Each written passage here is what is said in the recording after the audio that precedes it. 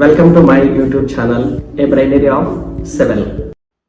Good evening, dear students. Hope you are doing well. So in this lecture, I am going to solve the assignment 7 of Foundation Engineering.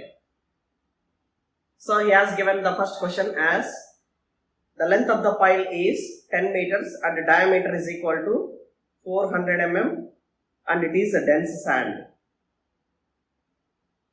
So for dense sand, the critical depth is, so that is 20 times diameter, that is 20 into 0.4, and he has given pi value, saturated density or saturated unit weight and bulk unit weight of water, K value and delta is equal to 0.75 pi, and so pi value he has given it is 37, so it will be 8 meters.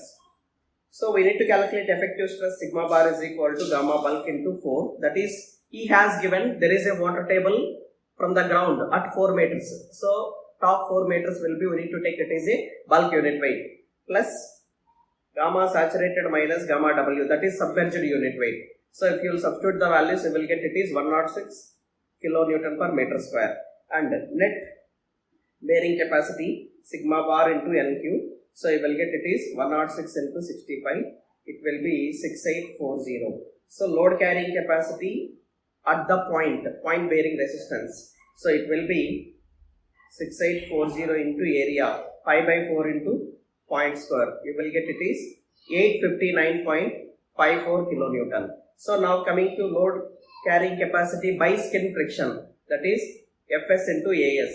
Fs is K sigma average tan delta into As.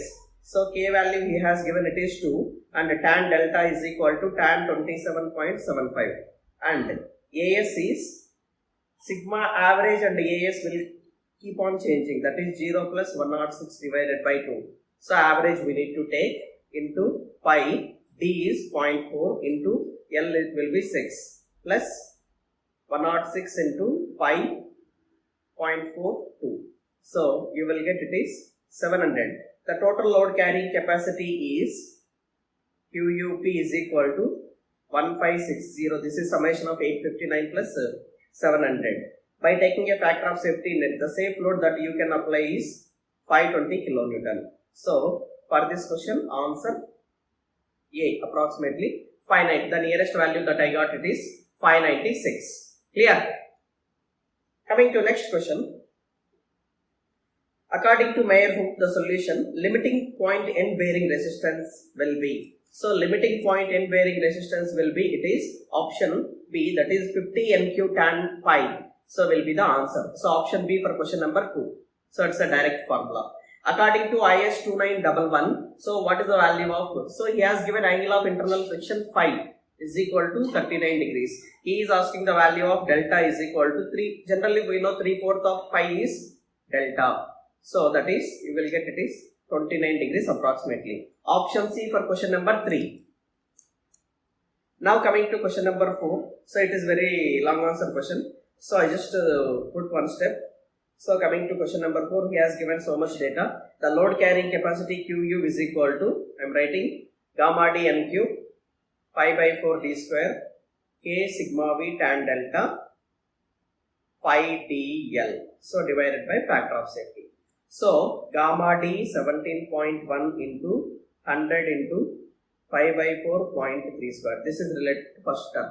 And he has given 3 layers. In the 3 layers, we need to substitute individual K sigma V tan delta pi DL values. So total we will get 3 values. So in that first one is, for the first layer K value is 1 and the water table is at the ground level. So we need to take submerged unit weight. So 17.1 minus 10 into tan delta, tan 27.5 into pi, diameter is 0.3 L. So the top layer thickness is 6 meters.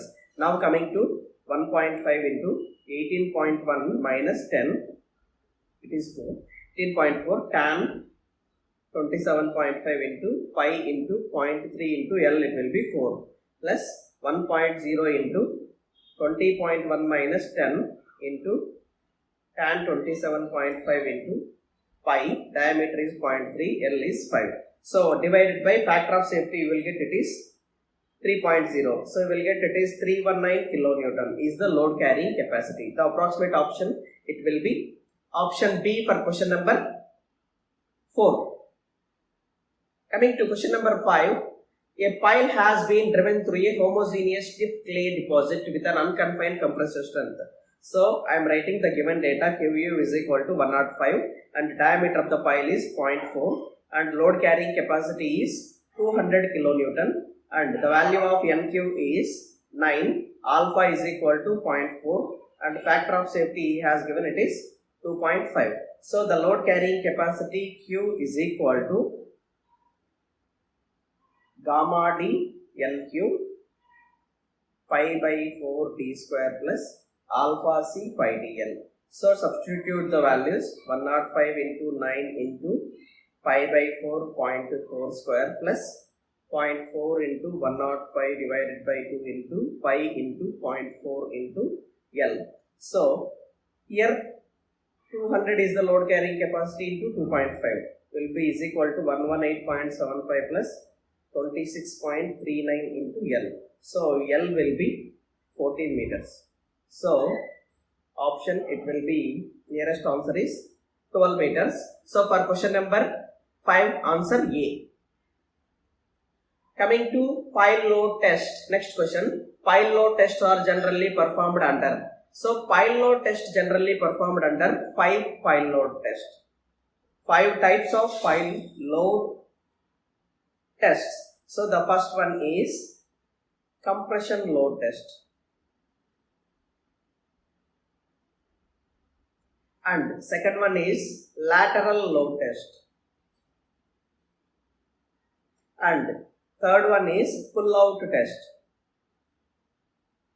And fourth one is constant rate of penetration test. And fifth one is cyclic load test. So out of the given option, uplift load type test is not there on the pile load test. So compression is there, lateral is there. So option B for question number 6. Coming to question number 7. So the net ultimate bearing capacity QU is equal to QU into NQ pi by 4 D square plus alpha C pi DL. So alpha values he has given 3 different values for 3 different layers. So that is 9 into 35 into pi by 4.45 square plus 1 into 35 by 2 into pi 0.45 L is 4 plus 0.75 35 by 2 pi into 0.45 into 6 plus 0.4 into 35 by 2 into pi into 0.45 into 5. The total will be 321 kilonewton. So the option C for question number 7. Coming to question number 8, a single bulbed.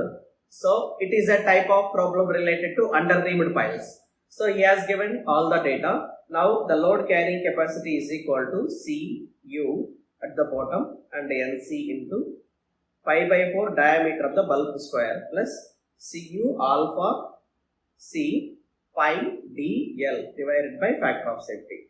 So Cu he has given at the base it will be 60 and Nc value is 90. Pi by 4 diameter of the bulb square is 1 square plus alpha is 0.95 into 45 into pi 0.5 L is 10 divided by 3.0 that is equal to 365 kilonewton. So option D for question number 8. So now coming to question number 9. So the minimum load on a test pile for initial test should be. So here we need to calculate the minimum load we need to take. So it will be 1.5 times the safe load and 2/3 of the final load when the total vertical displacement is 12 mm. So when the total displacement is 12 mm, it is the load. It is not the load, it is 2/3 of the load.